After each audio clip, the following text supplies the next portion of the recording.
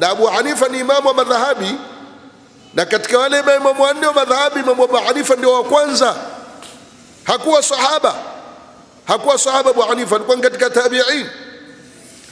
Lakini hawa ni mfano mdogo. Katika ziara yangu ya pili kwenda Pakistan, tukawa tuko Karachi, tukatoka Karachi tukaenda Lahore.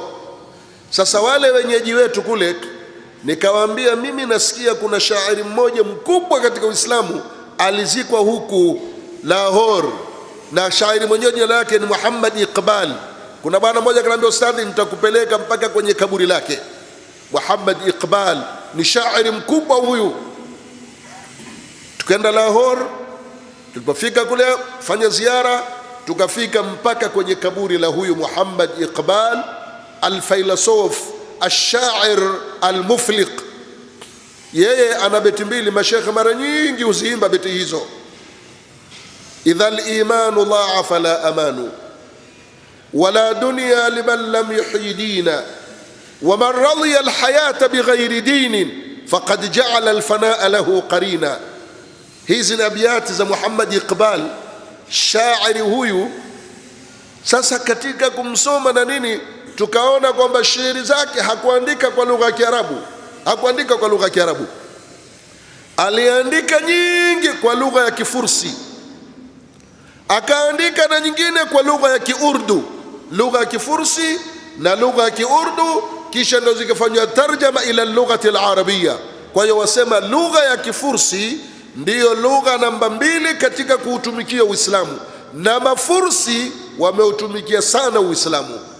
Kwa hiyo Imamu al-Ghazali alikuwa ni Mfursi, alizaliwa Tus na aliishi umri mdogo, miaka 55 tu. Umri wake wote Imamu al-Ghazali ulikuwa ni miaka 55. Alizaliwa mwaka wa 450, akafa mwaka wa 505. Kwa hiyo umri wake wote miaka 55, ni umri mdogo, lakini kazi ni kubwa. Leo mpaka Dodoma kuna msikiti umechukua jina lake, Al-Imamu al-Ghazali. Umri ni mdogo, lakini kazi anayofanya ni kubwa. Kuna wengine huishi umri mkubwa, hawana kazi yoyote wanaofanya, lakini Al-Imamu al-Ghazali aliishi umri mdogo, kazi yake ni kubwa. Bali saa nyingine ukisoma tarehe utaona maajabu, kama Al-Imamu Nawawi. Al-Imamu Nawawi akifa umri wake miaka 45. Al-Imamu Nawawi leo wasoma Riyadhus Salihin ni ya nani? Al-Imamu Nawawi. 40 an-Nawawiyya ni ya nani? Minhajul Talibin ni ya nani? Ameandika vitabu, lakini umri wake akifa ni miaka 45. Tena hakuoa. Al-Imamu Nawawi hakuoa, katika wale wanaozuoni walikuwa mabachela, hakuoa yeye. Hata Ibn Taymiyyah hakuoa, na maimamu wengi. Kuna mwanachuoni mmoja alikuwa Saudia akiitwa Sheikh Abdul Fattah Abu Ghudda, ameandika kitabu Al-Ulama Al-Uzzab, wanazuoni ambao kwamba hawakuoa. Akataja wanazuoni zaidi ya 30, wanaume na wanawake kidogo. Wanaume wale hawakuoa, wanawake wale hawakuolewa, na walikuwa ni wanazuoni wakubwa. Mmoja ni Al-Imamu Nawawi, aliishi miaka 45, umri mdogo, na hakuwahi kuoa kwa sababu ya kushughulishwa ni ilmu. Huyu Ibn Taymiyyah anatajwa sana, pia naye hakuoa, ni katika hao al-ulama al-uzzab. Ukirudia tarikhi utawaona. Ndugu zangu, samani kidogo, hali ndio hizo.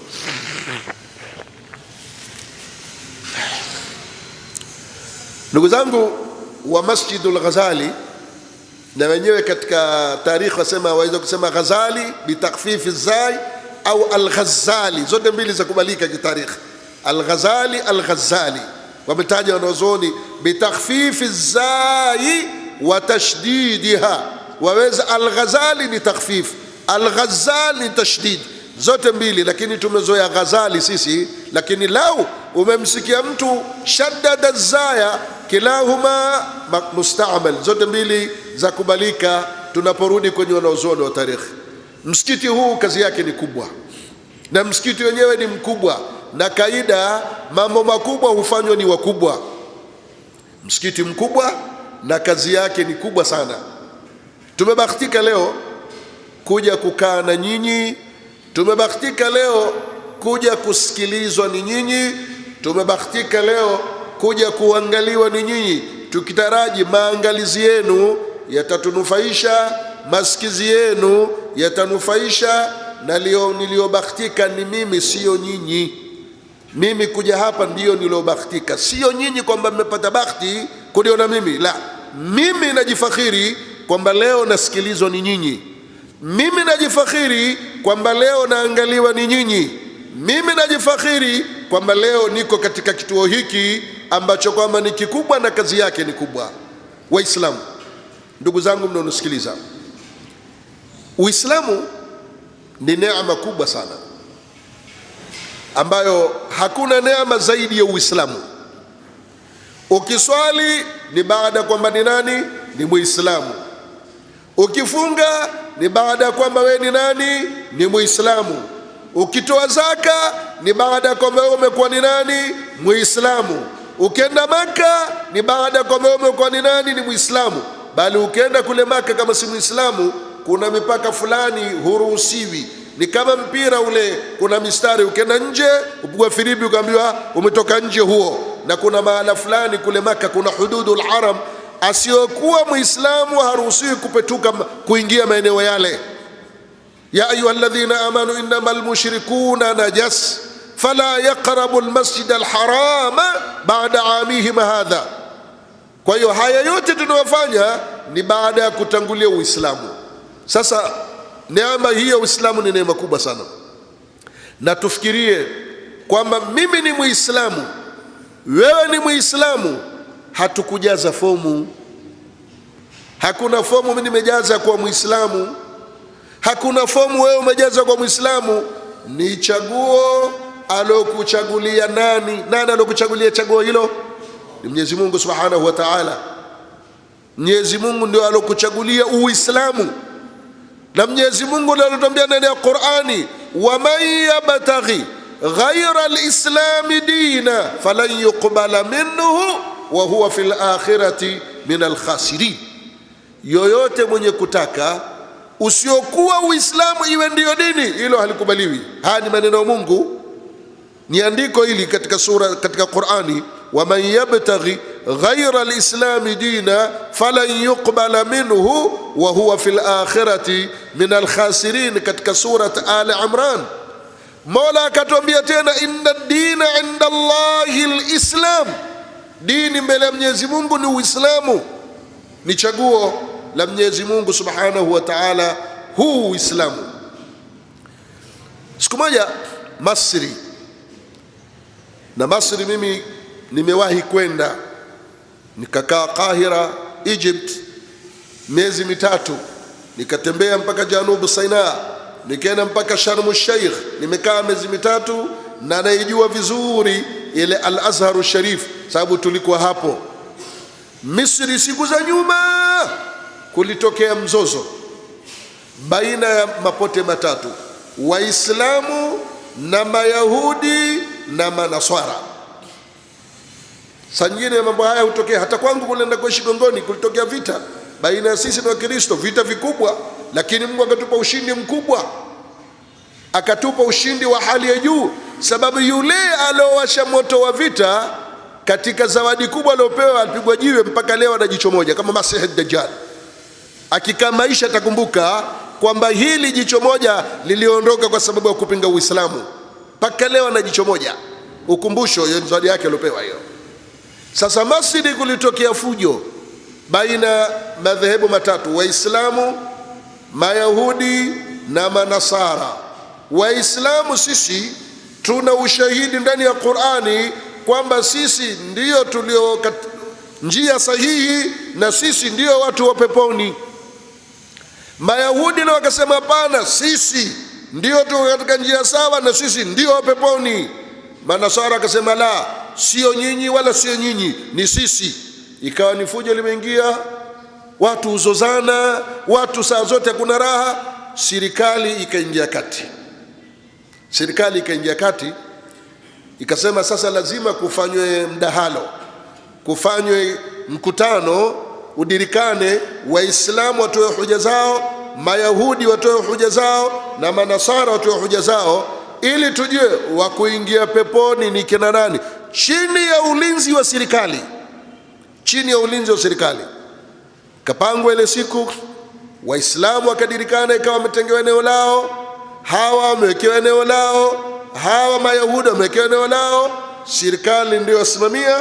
Kula mmoja badala ya kugombana, leo kula mmoja atoe dalili zake. Leo hapa Mayahudi wakaambiwa, anzeni nyinyi, sababu nyinyi mtume mnomfuata ni Musa.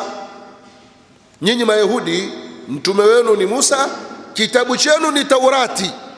Kwa hiyo anzeni nyinyi, kwa sababu nyinyi Musa yuko mbele kuliko Isa, kuliko Muhammad, wamekuja baada ya Musa wote hawa. Mayahudi wakasema la, waanze Manasara. Manasara akaambia, haya, baada ya Musa, kabla mtume Muhammad alikuja Isa. Haya, nyinyi wafuasi wa Isa, toeni hoja zenu na dalili zenu kama nyinyi ndio wa peponi. Manasara akasema la, waanze Waislamu. Mayahudi wametangulizwa wao, sababu mtume wao ni mbele. Walipokataa wakapewa nafasi chansi Manasara, wakasema la, wapewe Waislamu. Kiongozi wa Waislamu siku hiyo alikuwa ni Sheikh Muhammad Abdo. Sheikh Muhammad Abdo, kwa mwanachuoni mkubwa huyu. Sheikh Muhammad Abdo alipoona mpira sasa ushaletwa kwa Waislamu, akaona nisikose kufunga hapa, chantie goli tu, goli nitie tu. Akasimama juu ya jukwaa akasema maneno haya, ndugu zangu nisikizeni kwa makini. Akasema, idha kanat alyahudu dakhilina aljannata fa inna dakhiluha lianna amanna bimusa alayhi salatu wassalam, wa idha kanat an-nasara dakhilina aljannata fa inna dakhiluha lianna amanna biisa alayhi salam, wa in kunna dakhiliha falan yadkhulaha alyahud wala an-nasara liannahum ma amanu bi Muhammadin sallallahu alayhi wasallam. Maneno mazito, lakini Kiarabu wengi jatupita, mazito kweli kweli hayo. Sheikh Muhammad Abdo amepanda kwenye jukwaa, asema hivi, ikiwa hawa Mayahudi wataingia peponi, sisi pia tutaingia, sababu wakiingia peponi ni kule kumwamini kwao Musa ndio mtume wao, na sisi pia Musa tumwamini na tumuheshimu. Tuko vizuri eh? Kwa hiyo wakiingia hawa kwa imani ya kumwamini Musa, sisi tutakuwa na wao, sababu sisi pia Musa tumwamini. Hawa Manasara wakiingia wao, na sisi tutakuwa na wao, sababu wakiingia wataingia kwa imani yao kwa Isa, na sisi Isa pia tumwamini ni mtume. Sababu katika mafundisho ya Qur'ani ni Muislamu kuamini mitume wote. Amana ar-rasulu bima unzila ilayhi min rabbih wal mu'minuna kullun amana billah wa malaikatihi wa kutubihi wa rusulihi la nufarriqu baina ahadin min rusulihi, la nufarriq.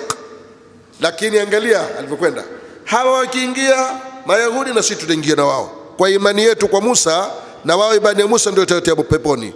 Wale Manasara wakiingia, na sisi tutaingia na wao kwa imani yao kwa Isa, na sisi tumwamini Isa. Wa in kunna dakhiliha, lakini tukiingia sisi, ikiwa Waislamu tunaoingia, falan yadkhulaha alyahud wala nasara, Mayahudi hawataingia wala Manasara hawataingia, liannahum ma amanu bi Muhammadin sallallahu alayhi wasallam, sababu wao Muhammadi hawamwamini, wao Muhammadi hawamkubali. Sisi Musa tumkubali, na ni lazima mkubali. La nufarriqu baina ahadin min rusuli. Isa tumkubali. Tumkubali vipi? Ni mtume wa Mungu, si mwana wa Mungu. mal masihu ibn Maryam illa rasulun qad khalat min qablihi ar-rusul wa ummuhu siddiqa kana yakulani at-ta'am. Angalia bakhti tuliokuwa nayo sisi, heshima kwa mitume wote. Hii bakhti wengine hawana, wengine umtukana mtume Muhammad, taji Uislamu uko baya. Sisi twaiamini kwamba Sayyidina Musa alikuwa ni mtume wa Mwenyezi Mungu, na Taurati ile iliyoteremshiwa kilikuwa ni kitabu cha Mungu. Sayyidina Isa tuamini ni mtume wa Mungu, na Injili ile aliyoteremshiwa ilikuwa ni kitabu cha Mungu. Ile si maneno vizuri, ile sio hii iliyoko, ambayo angalia katika maajabu. Hii iliyoko sitoambiwa Injili aliteremshiwa Isa, lakini angalia maajabu. Leo utasikia angalia Injili ya Mathayo, Mathayo ndo alioteremshiwa. Angalia Injili ya Yohana, Yohana ndo alioteremshiwa. Angalia Injili ya Marko, ndio alioteremshiwa. Yani wakinasibisha kitabu kwamba hawakuteremshiwa. Alioteremshiwa ni Isa, lakini angalia Mwenyezi Mungu anafanya. Angalia Mathayo, Injili ya Mathayo, angalia Yohana, angalia Marko, angalia ya nani. Sisi tuna tafsiri, Qur'ani ni moja tu alioteremshwa Mtume Muhammad, lakini kuna tafsiri ya Sheikh Abdullah Saleh Al-Farisi, kuna tafsiri Al-Barwani za Kiswahili hizo, kuna za Kiingereza nyingine. Sio Qur'ani, Qur'ani ni moja. Huwezi kutumia angalia Qur'ani ya Sheikh Abdullah Saleh Al-Farisi. Sheikh Abdullah Saleh Al-Farisi hakuwa na Qur'an, ana tafsiri ya Qur'an. Sasa wale zile ni tafsiri au ni kitabu cha Mungu? Mathayo ni kitabu cha Mungu au ni tafsiri ya hiyo alioteremshwa Isa? Watufafanulie. Tuko pamoja ndugu zangu? Tuko pamoja wazee wangu? Vitu muhimu hivi tuviangalie. Mimi siku moja kule kwetu alikuja mzungu, ikawa aeneza Biblia kutaka kuwatoa watu katika dini. Tukapambana siku hiyo. Amejifundisha Kiswahili akijua vizuri. Tukenda kupambana naye. Nikamwambia na kuuliza kitu kimoja. Sisi Qur'ani alioteremshwa mtume ni Jibrili, ndio hii tunayosoma. Nyinyi original yenu iko wapi? Sababu Mathayo sio alioteremshiwa, na lugha ni ya Kiswahili au Kiingereza. Kwani Abdullah Isa alikuwa akizungumza Kiswahili? Abdullah Isa alikuwa akizungumza Kiswahili? Akizungumza Kiingereza? Leo utaona imani ya Kiswahili au ya Kiingereza au ya Kifaransa, na lugha zote hizo sizo alizozungumza sana Isa, lugha zote hizo. Sasa original iko wapi? Na tukiipata original yenu ndio tutafanya mukarana, tusome neno kisha tuongelee tafsiri, sababu hizi zote ni tafsiri. Tafsiri hizi kilichofasiriwa kiko wapi? Kiko wapi? Mwana bakhti yetu Waislamu kwamba tuna Qur'ani ile asili, ile original alioteremka nayo Jibril, nazala bihi ar-ruhul amin ala qalbika litakuna min al-mundhirin bilisanin arabiyyin mubin. Original ile aliyosoma mtume ndio tunaosomewa, alioteremka nayo Jibrili ndio tunayoisoma. Lakini wao yale tunayosoma Jumapili yale ndio alioteremka nayo huyo alioteremka, ndio alioteremsha sana Isa. Ima hii ni tafsiri, tunataka original tuangalie, tufanye mukarana, tuyaangalie imekwenda sambamba. Saa mwingine kwamba Laraba akakwambia amecheza, ndio kweli, lakini Laraba amecheza. Jalasa amevaa miwani, ndio kweli Jalasa amevaa miwani. Akala fanya nini? Amepanda gari, kweli Akala amepanda gari. Tupe tafsiri sahihi, tuliangalie hili neno tafsiri yake ni hii, tuziangalie zimekwenda sambamba. Ndugu zangu, Uislamu ni neema. Neema hii aliyotupa ni Mwenyezi Mungu Subhanahu wa Ta'ala, na Uislamu ni vitendo. Uislamu ni kwa vitendo. Vitendo ndio haya tunayokwenda nayo. Kuswali ni vitendo, kufunga ni vitendo, kutoa zaka ni vitendo, kwenda kufanya umra ni vitendo, kwenda kuhiji ni vitendo. Uislamu ni vitendo. Uislamu ni vitendo. Tusibakie na Uislamu wa majina, tusibakie na Uislamu wa majina, lakini ikawa hatuna vitendo vya kidini. Na leo ya kurubia tukafika hapo.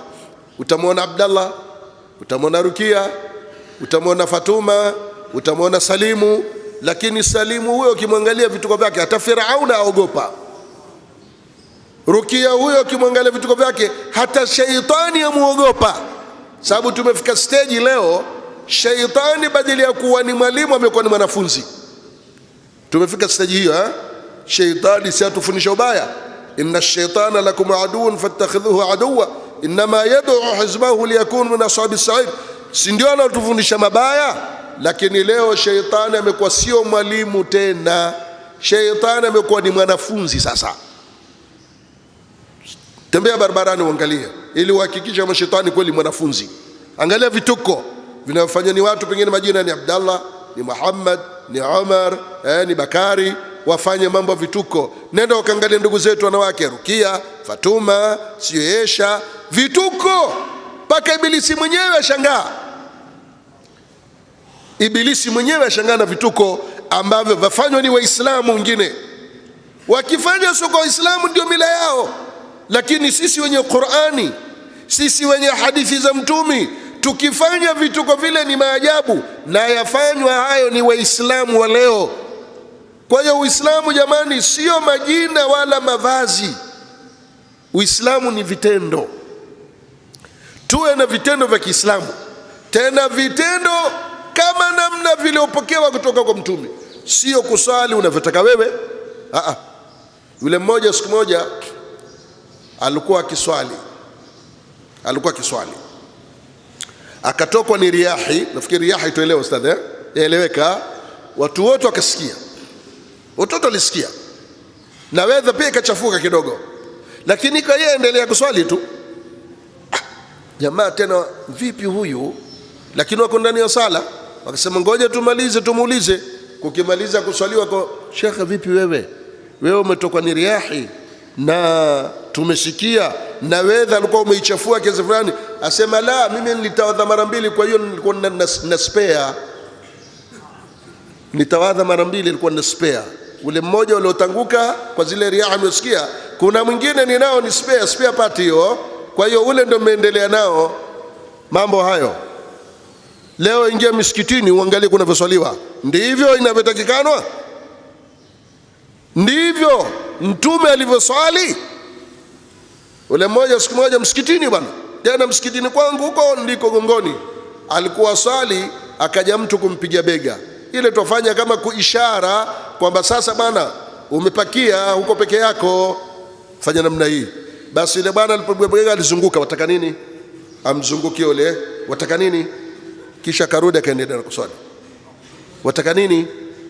Vituko. Tuingie msikitini na vituko humu. Na saa nyingine ile kujaza misikiti sio kama ndio sala kwa ni sahihi, wengine ni vituko sala zao.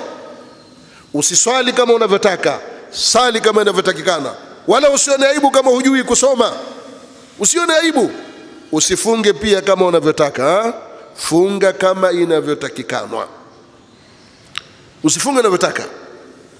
Na wengi twaswali kama tunavyotaka, twafunga kama tunavyotaka. Wewe angalia mtu Ramadhani ufikiria chakula. Ramadhani ikiingia, kabla kuingia, wengine utasikia Ramadhani makao sita kwaje? Kwa nini? Sukari imepanda. Mbona ufikiria sukari wewe? Hufikirii kushika mswahafu, kaza miswahafu sijui nitaipata wapi, wewe ufikiria sukari? Kwani Ramadhani imekuwa kwa ajili ya sukari? Na pengine leo mwezi 20 na ngapi na 8 wa Ramadhani, si ndio?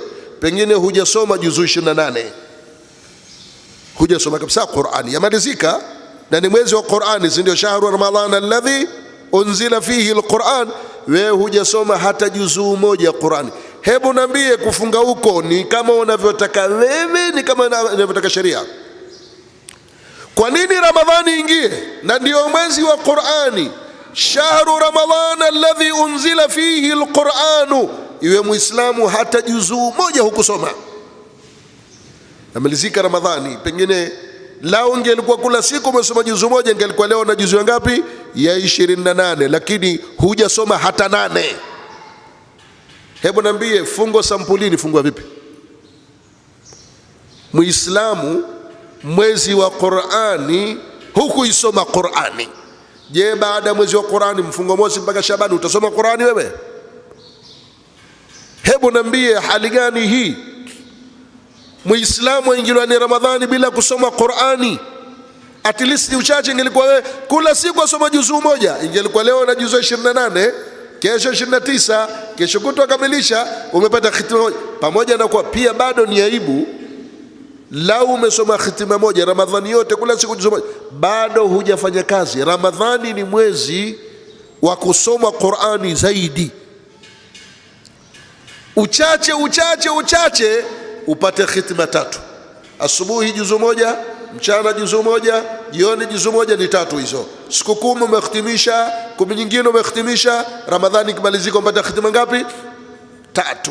Wewe leo Ramadhani imalizika, hata juzuu 3 hukusoma. Sheikh Rocket, Mungu amrahamu, alikuwa akitoa mazungumzo kisha kwambia akasirikae ndio huyo huyo, akasirikae ndio huyo huyo. Ramadhani imalizika, hata juzuu 3 hujasoma. Muislamu, waelekea vipi kwa Mungu wewe, wakati kitabu cha Uislamu ni hii Qur'ani na mwezi wa Qur'ani ni huwa Ramadhani? Muislamu hujasoma Qur'ani hata juzuu 1. Utakwenda kumjibu nini Mwenyezi Mungu Subhanahu wa Ta'ala? Qur'ani itakwenda kukushtaki. Mtume sallallahu alayhi wasallam atakwenda kukufungulia mashtaka. Soma katika suratul Furqan, Mwenyezi Mungu atuambia, waqala ar-rasulu ya rabbi inna qaumi ittakhadhu hadha al-Qur'ana mahjura, watu wangu Qur'ani wameigura. Nani anafunga mashtaka hayo? Mtume akushtaki. Hiyo ndio high court, al-mahkamatul ulya. Mwenye kushtaki ni mtume, mwenye kupeleka mashtaka ni Mwenyezi Mungu. Kweli wafikiria wewe kwamba Mwenyezi Mungu akiletwa mashtaka ni mtume, atamwambia mtume nitaka mashahidi, nitaka mashahidi? Sasa hebu niambie, mashtaka haya haikoti umekwenda, mtume apeleka mashtaka, watu wangu wamegura Qur'ani, na mmoja ukawa ni wewe. Qur'ani hukuisoma ndani ya Ramadhani. Sidhani kama utaisoma baada ya Ramadhani, sidhani. Hukuisoma ndani ya Ramadhani, utasoma baada ya Ramadhani Qur'ani wewe? Sidhani. Haya, ukienda kushtakiwa utajibu nini? Leo Waislamu Qur'ani hatuisomi, na la maajabu ni kwamba wenye kuisimamia Qur'ani, kuisomesha Qur'ani, ambao kwamba ni walimu wa madarasa, pia tuwadharau, hatuwapi haki zao kuwasimamia inavyofaa kusimamiwa. Maskuli mtu kwa mwaka hulipa malaki kwa malaki, lakini madarasa kwa mwezi 1500 ni kazi hiyo, mavutano hayo. Kwa mwezi 1500, kwa mwaka 1060 sijui, hiyo ni kazi hiyo. Tena utamtukana na mwalimu. Walimu gani hawa saa zote mapesa? Mbona kule hutukani, wapeleka tawanu, kwa hiari yako peleka. Malaki kwa malaki watoka kwa mwaka. Madarasa tukihesabu pengine ni 1060, kuna mwezi walipa 1500, kula mwezi watu 1500, na hiyo 1500 wenyewe unavyoitoa na maneno unayoyatoa. Sasa huku si ndio kudharau Qur'ani? Wewe fikiria utaachwa tu, utakwenda kufungula mashtaka ni Mtume sallallahu alayhi wasallam. Wewe ni Muislamu wa vipi usosoma Qur'ani? Wewe ni Muislamu sampuli gani usoshilisha Qur'ani? Kitabu anzalnahu ilayka mubarak, kitabu kilobarikiwa. Na Ramadhani imalizika, na tuko wengi ambao kwamba Qur'ani hatukusoma, na kila mmoja ajijua mwenyewe. Tuwe na Uislamu jamani wa vitendo, tuwe na Uislamu wa vitendo. Ramadhani inapoingia ni mwezi wa Qur'ani, tuonekane tuisoma Qur'ani, tuonekane tuisimamia Qur'ani, tuonekane tuwashajiisha wale wenye kuitumikia Qur'ani. Mwezi wa Shaabani nilikuwa Dar es Salaam Kinondoni, nikaalikwa musabaka wa tahfidhul Qur'an, nikaalikwa nikahudhuria. Ilikuwa tarehe 31 ya Januari, nikahudhuria musabaka Kinondoni kwa mara ya kwanza. Nikafurahishwa sana na ule musabaka, tena vijana kwamba si wa Kiarabu, vijana wa Kiafrika, lakini waisoma Qur'ani wakasikia raha. Angalia kuthamini Qur'ani. Ule mshindi wa kwanza aliohifadhi juzuu 30 alipewa title deed, kumiliki ardhi ndani ya Dar es Salaam, title deed akapewa. Hii ndivyo inavyotakana. Wale wanaohifadhi Qur'ani tuwashajiishe, waalimu tuwatambue. Tarehe 11 ya Ramadhani nilikuwa Nairobi, Masjidul Huda. Msikiti umetangaa sana huu Masjidul Huda. Tarehe 11 ya Ramadhani hii ilikuwa siku ya Jumapili, tulikuwa Masjidul Huda pale, ikawa kuna mashindano ya Qur'ani, nikahudhuria rasmi, bali nikawaandikia na kasida kuwashajiisha. Basi yule mshindi wa kwanza alohifadhi juzuu 30 alipewa 1.5 laki ya Kenya, milioni 3 za Tanzania, milioni 3 za Tanzania, 1.5 Kenya. Kisha akapewa na tikiti ya kwenda Maka hija, akapewa. Hii ndivyo inavyotekana jamani. Tuwashughulikie wale wanaosoma Qur'ani na kuisomesha, tuwatambue kwamba wafanya kazi kubwa. Na yule mwalimu alomhifadhisha yule kijana naye akapewa tikiti ya kwenda umra. Sisi tikiti zetu ni matusi tu. Utamtukana mwalimu, utamtamba mwalimu, utamtaja tena pengine mbele yule mtoto. Huyo mwalimu wako hana adabu. Mbele yule mwanafunzi mmoja mwambie mwalimu wako hana adabu. Kijana asikia mwalimu wake aambiwa hana adabu. Nini ametaka nini? Shilingi 5,000 ambazo ndio za mwezi unazotoa. Tena za Tanzania sio za Kenya. Hii jamani ni mtihani mkubwa. Hii si hali mzuri jamani. Qur'ani tuithamini, wanaoisomesha Qur'ani tuwathamini, wanaoisoma Qur'ani tuwathamini. Lakini yote hakuna. Wewe kusoma husomi, anaoisoma humtambui, anaoisomesha humtambui, huna habari na Qur'ani. Wewe wataraji nini kwa Mwenyezi Mungu Subhanahu wa Ta'ala ikiwa hali yako ni hiyo? Wataraji nini kwa Mola Subhanahu wa Ta'ala? Mwezi wa Ramadhani, shahru ramadhana alladhi unzila fihi alquran hudan linnasi wa bayinatin min alhuda walfurqan. Hebu Waislamu tuwe na mwamko wa kuishughulikia Qur'ani, wa kuwasimamia wenye kuisoma Qur'ani, wa kuwatambua wenye kuisomesha Qur'ani. Ndiyo dini, ndio Uislamu. Uislamu wa vitendo, sio wa maneno tu. Mwezi wa Ramadhani ndio huu ambao lugha tunayotumia ni kwamba Ramadhani imekwisha, lakini tukitaka lugha sahihi ni sisi tumekwisha, sio Ramadhani imekwisha. Tukitaka lugha sahihi kabisa, sisi tumekwisha. Wewe wajua umri wako mbakisha siku ngapi? Lakini Ramadhani makani si itakuja. Utakuwa wako wewe, nitakuwa wako mimi, sijui. Sasa iliyokwisha ni Ramadhani au tuliokwisha ni sisi? Shairi wa Kiarabu asema inna lanafrahu bil ayami naqta'uha wa kullu yawmin madha naqsum min al ajali. Sisi tufurahi masiku yakipita. Leo ni Jumatano, kesho Alhamisi, Ijumaa au Jumamosi ni Idi. Masiku kule yakenda tufurahi, lakini mbona hutambui kwamba kila siku ikipita umri wako pungua? Wa kullu yawmin madha, kila siku inayopita naqsum min al ajal, wapungukiwa ni umri wako wapungua. Hujui Ramadhani ya mwakani utakuwako, na kama utakuwako pengine waweza kuwa uko ICU, uko hospitali, uko nyumbani, huwezi kuinuka, wainuliwa. Kupatiliza ni huu wakati ulionao.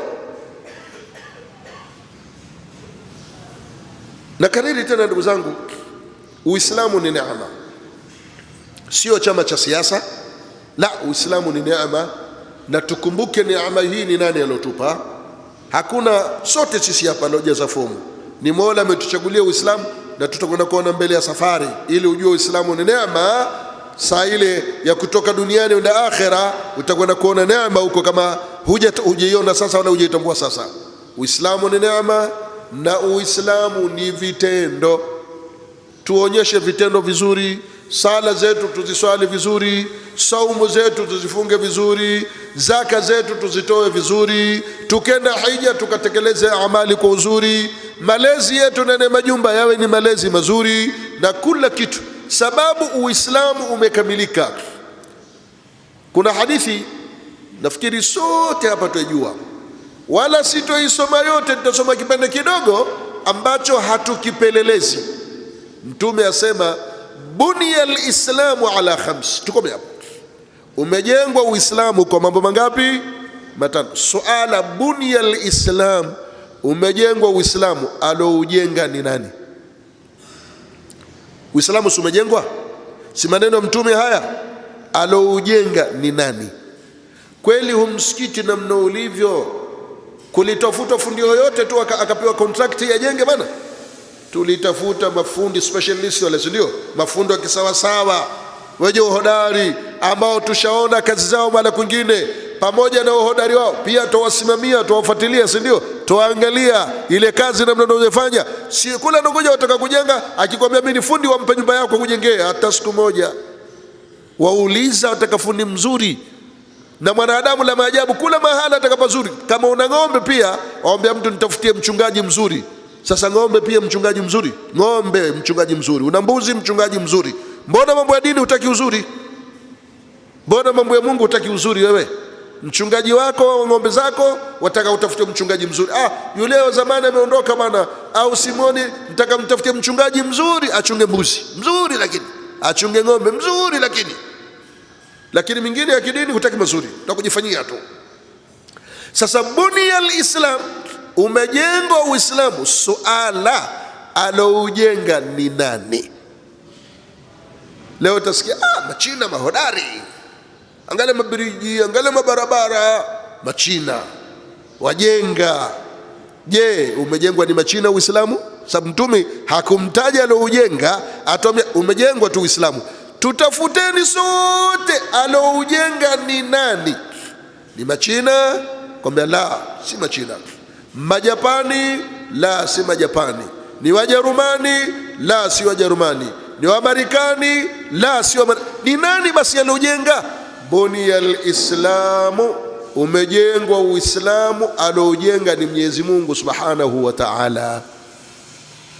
Aloujenga ni Mwenyezi Mungu Subhanahu wa Ta'ala. Sasa niambie, kitu kilojengwa ni Mungu chaweza kuwa na kasoro? Mara uko unakuta umefanya ufa, mara dirisha limeweza kung'arurika. Mwenyezi Mungu anapojenga, kula anachokijenga ni kizuri. Huu Uislamu ni jengo ambalo kwamba ni la kimaana, na alolijenga si Mchina, si Mjapani, si Mkorea, si Mjerumani. Bunia al-Islam alladhi banahu. Safari yangu ni ndefu hii. Nimetoka Mombasa, nimekwenda Tanga, nimetoka Tanga nimekwenda Zanzibar, nimetoka Zanzibar nimekwenda Dar es Salaam, Dar es Salaam Morogoro, jana nimeingia hapa na leo usiku naondoka. Nawaambia siku hizi sisi mambo mengi tunaofanya ni kama vichekesho. Tutafanya mambo sisi leo kama vichekesho. Utamwona mtu ameshika tasbihi. Ameshika nini? Tasbihi. Mimi pia ni katika hao ndio tasbihi. Ili ujue na mimi kwa manimo pia. Na ili pia tuelewane vizuri. Utamwona mtu ameshika tasbihi namna hii. Umeelewa? Wewe amfikiria afanye nini? Amtaja Mungu, si ndio?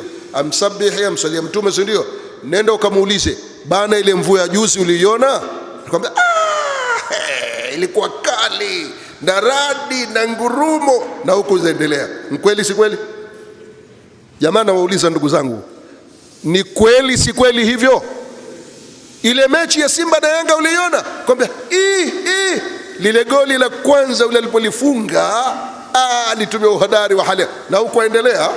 Sasa wahesabu nini? Wahesabu nini hayo magoli au ile mvua ile matono yake? Kama ni kumtaja Mungu na kuzungumzisha utastopo, si ndio?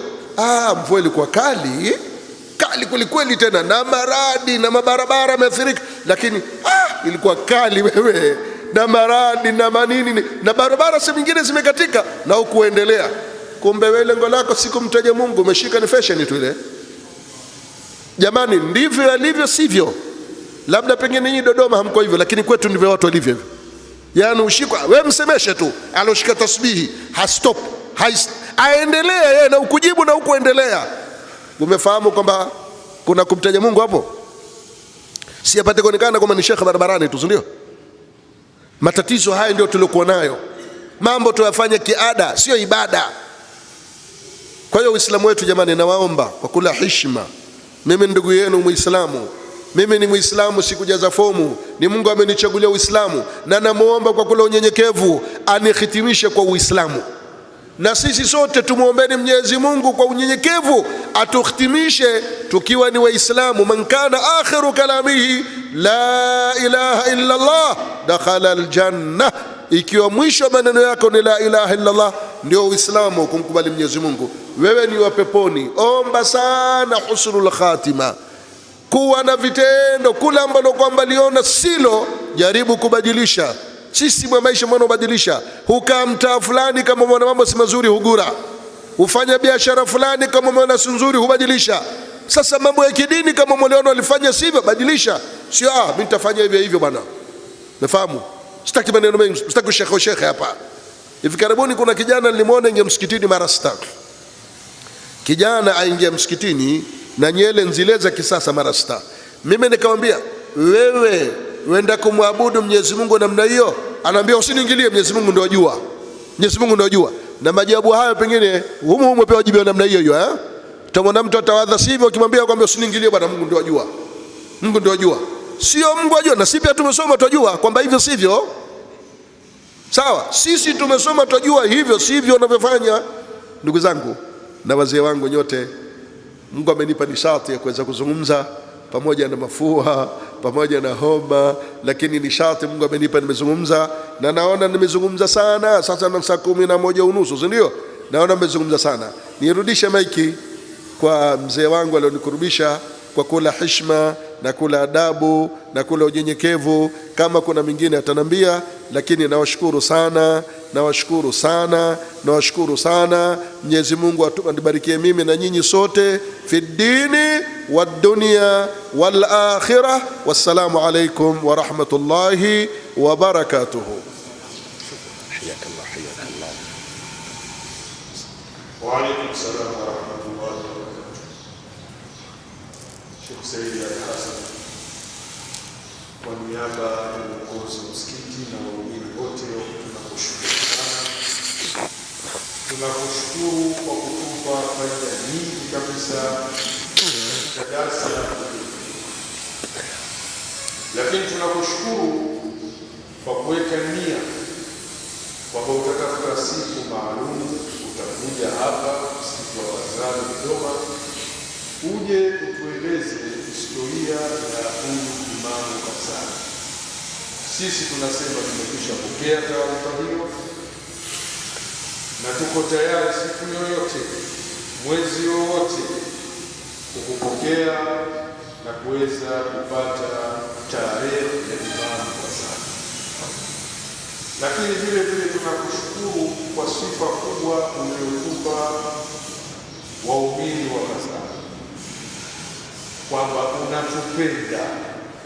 Ndio maana kila ukija lazima ujambo, na mimi nikuhakikishie na sisi tunakupenda sana. Alhamdulillah, alhamdulillah, alhamdulillah. Kama unavyotupenda na sisi tunakupenda sana, alhamdulillah.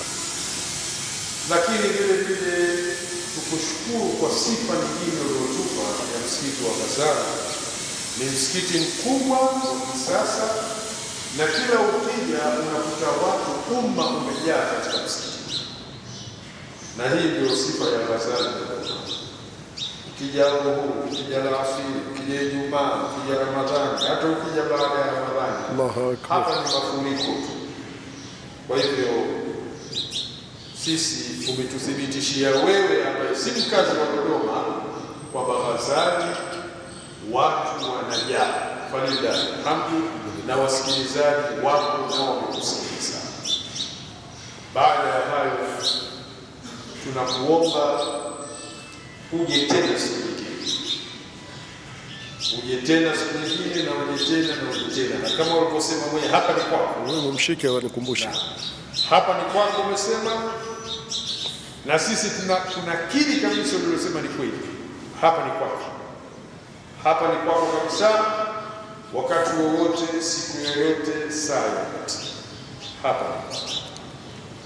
Na tunamshukuru sana ndugu yetu Ustadhi Bwana, kwa sababu yeye ndiye alikuwa mstari wa mbele kuwasiliana na sisi kwamba utakuja katika msikiti wa Ghazali.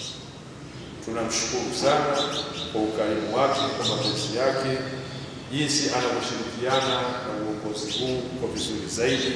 Mwenyezi Mungu aendelee. Ya Rab, amin, amin, amin. Sasa sisi tunakupa ruhusa, na wewe umesema afya kidogo leo si nzuri, kwenda ukapumzike na una safari. Na mwisho tu tunajua hapa sasa hivi, tunadua kesho baada ya asri, tunadua kesho kutwa siku ya Ijumaa. Na dua hizi ni mwendelezo tu wa dua nyingi zinazofanyika katika msikiti. Kwa hivyo dua hizi malengo yake, hawa waumini wote wanaoswali hapa na wanaojenga msikiti huu kwa pesa zao, Mwenyezi Mungu awafanyie wepesi katika ya Rab. Amin, amin, amin. Mwenyezi Mungu awape afya katika amin. Lakini pia kila mwenye shida yake ya Rab, na kila mwenye matatizo yake, dua hizi za leo, kesho kutwa ndizo zitakazokuwa zinalenga huko, lakini pia kumwomba Mwenyezi Mungu katika jambo kubwa ambalo wewe unalijua. Mwenyezi Mungu atudumishie amani katika nchi yetu. Kwa hivyo mwendelezo wa dua hizi zote mpaka Ijumaa itakuwa baada ya asri. Kuja kwako leo hapa, tunaamini dua zote mpaka Ijumaa zitakuwa kabla, kwa sababu tumekuja katika mwezi wa Ramadhani, tena katika 10 la mwisho la Ramadhani, katika masiku ya Lailatul Qadr, na sisi tunataraji kabisa ujio wako. Dua yetu ya leo na ya kesho na ya kesho kutwa, Mwenyezi Mungu atatujibu. Tunachokuomba, tufungulie dua hii ya leo na ya kesho na ya kesho kutwa kwa Fatiha yako, ambayo Fatiha hiyo iwe ndio Fatiha ya dua hii, na yale yote atakayoombwa katika dua hii, basi Mwenyezi Mungu atutakabalie na atupe kila lile ambalo watanuia hawa ambao wapo leo na kesho kutwa, ambapo Aljumaa ndio dua hii itakuwa mwisho wake baada ya asr.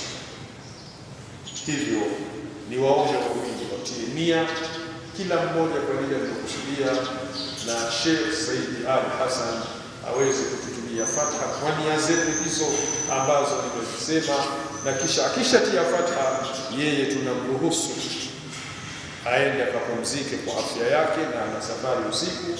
Sisi tutaendelea na dua yetu, na kesho tutaendelea, lakini mimi naamini kabisa dua hii ishakuwa mujibu ya Rabbi, ya Rabbi, ya kwa Fatiha ya Sheikh atakayoiweka Sheikh Said Hassan, na kwa baraka za wanavyuoni hawa, dua hii Mwenyezi Mungu atatujibu inshallah. Ni amri, si ombi, sikuomba, nimeamrishwa, na nitatia Fatiha kwa kutekeleza amri ya mzee wangu, ndugu yangu, na nyinyi pia wazee wangu, ndugu zangu. Na sisi tuna kumbukumbu katika wanazuoni wakubwa waliopatikana huko kwetu Afrika Mashariki, ni Al-Habib Omar bin Sumayt. Shortcut ataja namna hiyo. Al-Habib Omar bin Sumayt huyu kule Komoro ndiko alikozaliwa, Ngazija. Noti ya shilingi 10,000 kama sisi hapa Tanzania tuna noti ya shilingi 10,000, ikiwa noti yetu ya Tanzania 10,000 ina picha ya mnyama, basi noti ya Komoro 10,000 ina picha bwana mkubwa huyu. Sikuichukua, nimesahau kwenye briefcase, lakini nilipo nao nitembea nayo. Bwana mkubwa huyu Al-Habib Omar bin Sumayt, babake alizikwa Malindi pale Zanzibar, msikiti mkubwa ule babake ule, lakini yeye mwenyewe alizikwa Komoro, Ngazija. Na nishawahi mimi kabla ya miaka 6-7 hivi kwenda Komoro kumzuru. Sasa yeye katika tulipokea kwa alimu zetu kuna Fatiha aliyoitia, hiyo wenyewe kwambia ni kufungua milango yote. Kwa hiyo tutawasal kwa ulimi wa bwana mkubwa kama huyo, alokuwa ni wali mkubwa, alokuwa ni mcha Mungu mkubwa. Mwenyezi Mungu atufungulie sote milango ya kheri, waliosaidia Mungu awazidishie zaidi, waliokuwa na nia Mungu atimizie wasaidie, na wasiokuwa na chochote watie nia tu. Kwa hiyo mimi natia Fatiha kwa amri ya mzee huyu na kwa amri yenu, lakini tumuomba Mwenyezi Mungu atukidhie haja zetu sote za kidunia na za kiakhira.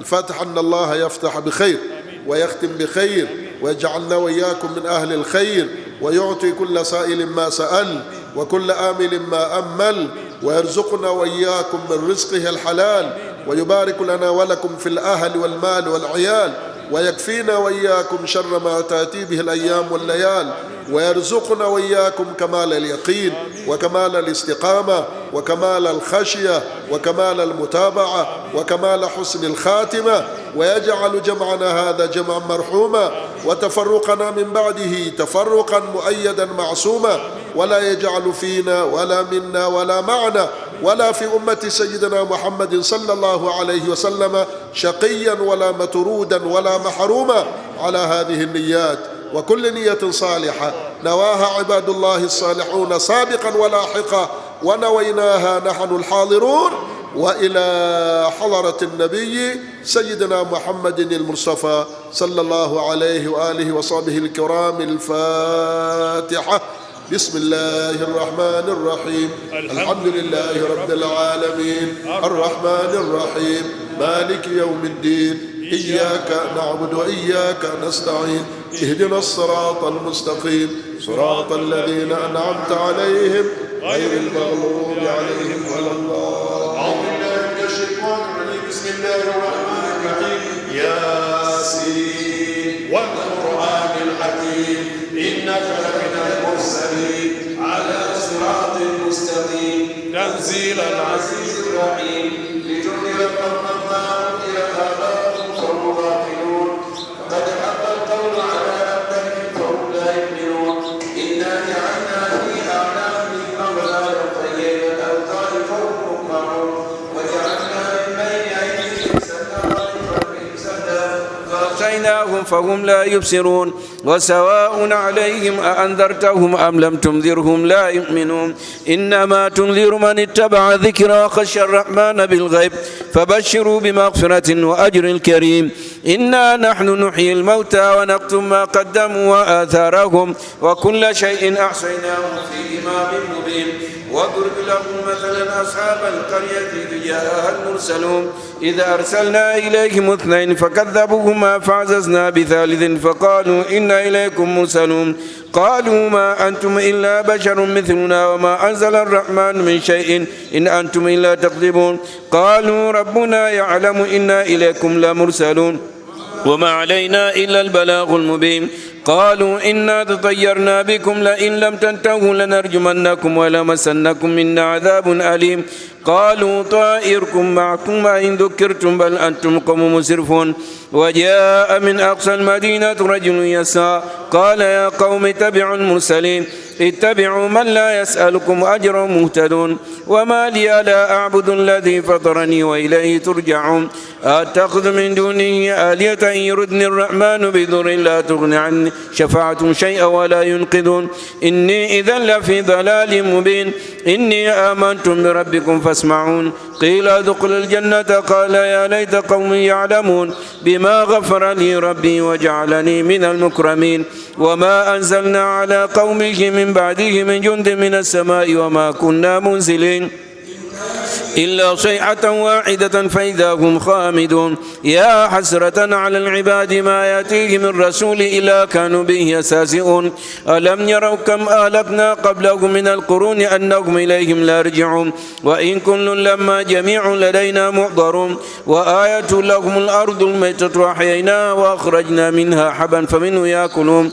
وجعلنا فيها جنات من نخيل وأعناب وفجرنا فيها من العيون ليأكلوا من ثمره وما عملت أيديهم فلا يشكرون. سبحان الذي خلق الأزواج كلها مما تنبت الأرض ومن أنفسهم مما لا يعلمون. وآية لكم الليل نسلخ منه النهار فإذا هم مظلمون. والشمس تجري لمستقر لها ذلك تقدير العزيز العليم. والقمر قدرناه منازل حتى عاد كالأرجون القديم. لا الشمس ينبغي لها أن تدرك القمر ولا الليل سابق النهار وكل في فلك يسمعون. وآية لهم أنا حملنا ذرية في الفلك المشحون وخلقنا لهم من مثله ما يركبون وإن نشأ نغرقهم فلا صريخ لهم ولا هم ينقذون إلا رحمة منا متاعا إلى حين. وإذا قيل لكم اتقوا ما بين أيديكم وما خلفكم لعلكم ترحمون. وما تأتيهم من آيات من آيات ربهم إلا كانوا عنها معرضين. وإذا قيل لهم أنفقوا مما رزقكم الله قال الذين كفروا للذين آمنوا نطعم من لو يشاء الله أعطانا إن أنتم إلا في ضلال مبين. ويقولون متى هذا الوعد إن كنتم صادقين ما ينظرون إلا صيحة واحدة تأخذهم وهم يخصمون فلا يستطيعون توصية ولا إلى آلهم يرجعون. ونفخ في الصور فإذا هم من الأجداث لربهم ينسلون. وقالوا يا ويلنا من بعثنا من مرقدنا هذا ما وعد الرحمن وصدق المرسلون إن كانت إلا صيحة واحدة فإذا هم جميع لدينا محضرون فاليوم لا تظلم نفس شيئا ولا تجزون إلا ما كنتم تعملون إن أصحاب الجنة اليوم في شغل فاكهون هم وأزواجهم في ظلال على الأرائك متكئون لهم فيها فاكهة ولهم ما يدعون سلام قولا من رب الرحيم سلام قولا من رب الرحيم قولا من رب الرحيم وامتازوا اليوم أيها المجرمون علم عهد إليكم يا بني آدم ألا تعبدوا الشيطان إنه لكم عدو مبين وأن اعبدوني هذا صراط مستقيم ولقد أضل منكم جبلا كثيرا أفلم تكونوا تعقلون هذه جهنم التي كنتم توعدون اصلوها اليوم بما كنتم تكفرون اليوم نختم على أفواههم وتكلمنا أيديهم وتشهد أرجلهم بما كانوا يكسبون ولو نشاء لطمسنا على أعين فاستبقوا الصراط فأنى يبصرون ولو نشاء لمسخناهم على مكانة فما استطاعوا مضيا ولا يرجعون ومن نعمر ننكسه في الخلق فلا يقنون وما علمناه شعرا وما ينبغي له إن هو إلا ذكر وقرآن مبين لينذر من كان حيا ويحق القول على الكافرين أولم يروا أنا خلقنا لهم مما عملت أيدينا نعما فهم لا مالكون وذللنا لهم فمنها ركبوا ومنها يأكلون ولهم فيها منافع ومشارب فلا يشكرون واتخذوا من دون الله آلهة لعلهم ينصرون لا يستطيعون نصرهم وهم لو جند محضرون فلا يحزنك قولهم إنا نعلم ما يسرون وما يعلنون إنسان أنا خلقناه من نطفة فإذا هو خصيم مبين وضرب لنا مثلا ونسي خلقه وقال من يحيي العظام وهي رميم قل يحييها الذي أنشأها أول مرة وهو بكل خلق عليم الذي جعل لكم من الشجر الأخضر نارا فإذا أنتم توقدون أوليس الذي خلق السماوات والأرض بقادر على أن يخلق مثلهم بلى وهو الخلاق العليم إنما أمره إذا أراد شيئا أن يقول له كن فيكون فسبحان الذي بيده ملكوت كل شيء وإليه نحمد ونصلي على رسوله الكريم الله يا الله يا الله يا من جاء القاصد يا غوثاه الله يا الله يا الله يا من جاء بسم الإله وبه بدينا ولو عبدنا غيره شقينا يا حبذا الرب وعبدينا وحبذا محمد هادينا لولاكما كنا ولا بقينا إنا دعوناك استجب آمينا الله يا الله يا الله يا من جاء القصد اللهم لولا أنت ما اهتدينا ولا تصدقنا ولا صلينا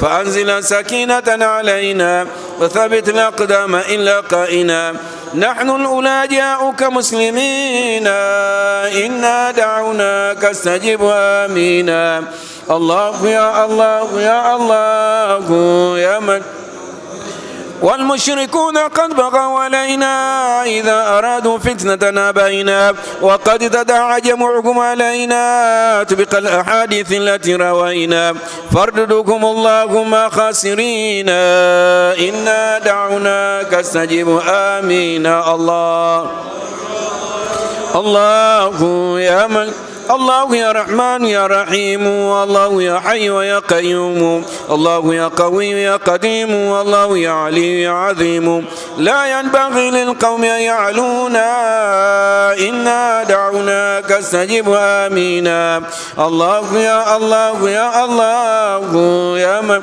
الله يا لطيف يا عليم الله يا رؤوف يا حكيم الله يا تواب يا حليم الله يا وهاب يا كريم هبنا العلا واجعل عدانا دونا إنا دعوناك استجب آمينا الله يا الله يا الله يا ملجأ الله يا مالك يا منير الله يا مليك يا قدير الله يا مولى ويا نصير الله أنت المالك الكبير ليس عندنا لك معجزينا إنا دعوناك استجب آمين الله الله يا ملجأ الله يا شاكر يا شكور الله يا عفو يا غفور الله يا عليم يا خبير الله يا فتاح يا بصير لا تحرمنا فتحك المبين إنا دعوناك استجب آمين الله الله يا الله يا الله يا ملك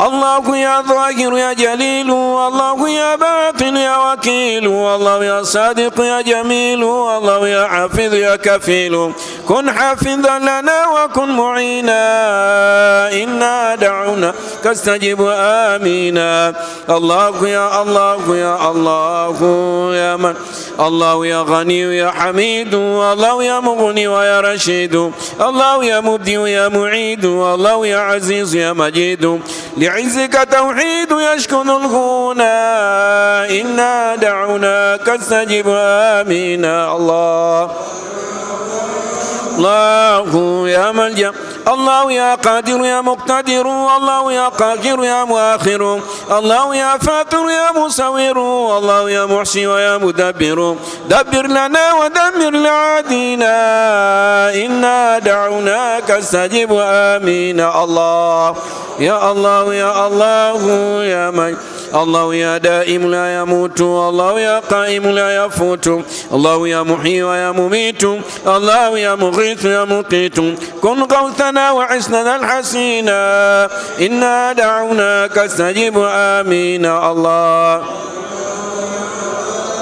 يا من جاء القاسم الله يا باسط أنت الواسع الله يا قابض أنت المانع الله يا خالق أنت الجامع الله يا خافض أنت الرافع ارفع معالينا لعلينا إنا دعوناك استجب آمين الله يا الله يا الله يا من الله ذو المعارج الرفيع الله يا وافي ويا سريع الله يا كافي ويا سميع يا نور يا هادي ويا بديع أدبتنا بما جرى يكفينا إنا دعونا كاستجب آمين الله يا الله يا الله يا ملجأ الله ذو الجلال والإكرام الله ذو الطول على الدوام الله ذو الفضل والإنعام وسيد المطلق للأنام ارحم عبيدا لك عابدينا إنا دعوناك استجب آمين الله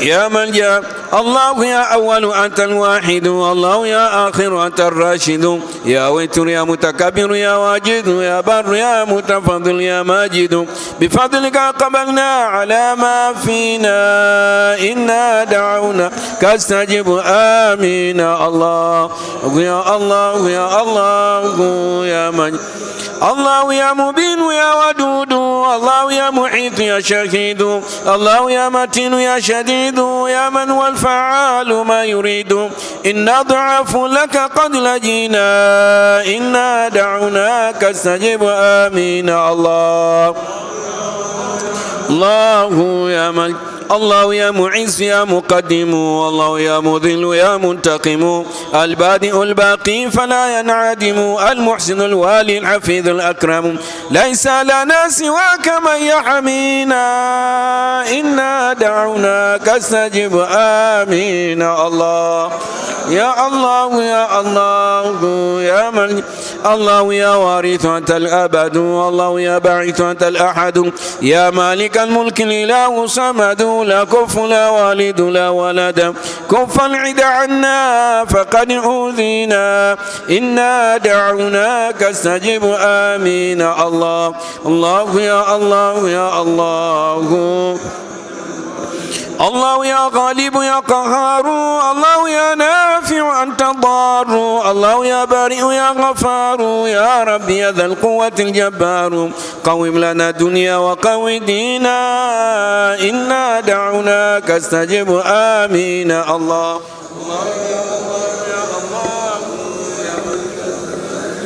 الله رب العزة سلام المؤمن المهيمن العلام ذو الرحمة الأعلى الأعز تام من دينه الحق والإسلام قيض له اللهم ناصرينا إنا دعوناك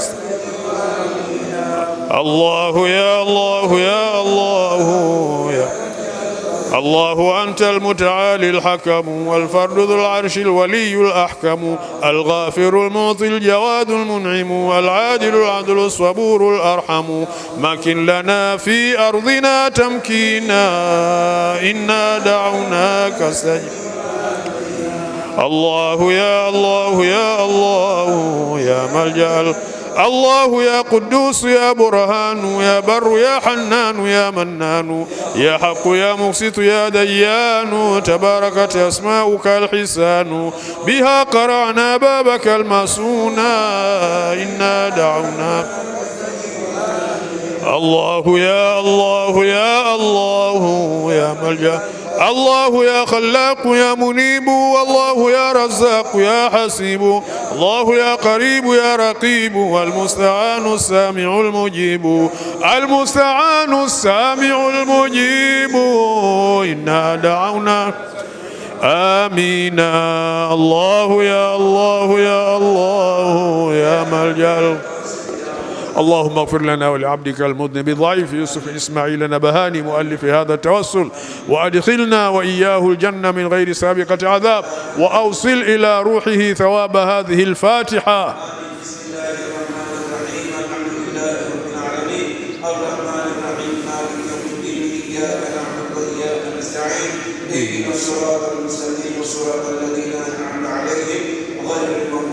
اللهم إنا نسألك من الخير كله عاجله وآجله ما علمنا منه وما لم نعلم ونسألك الجنة وما قرب إليها من قول وعمل ونية واعتقاد ونعوذ بك من النار وما قرب إليها من قول وعمل ونية واعتقاد.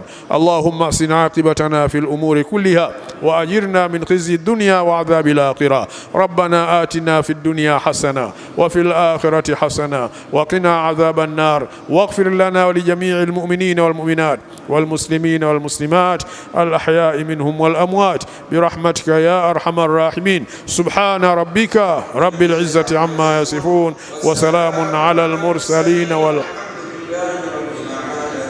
Kesho baada al-asri dua yetu inaendelea na Aljumaa ndio itakuwa mwisho insha Allah.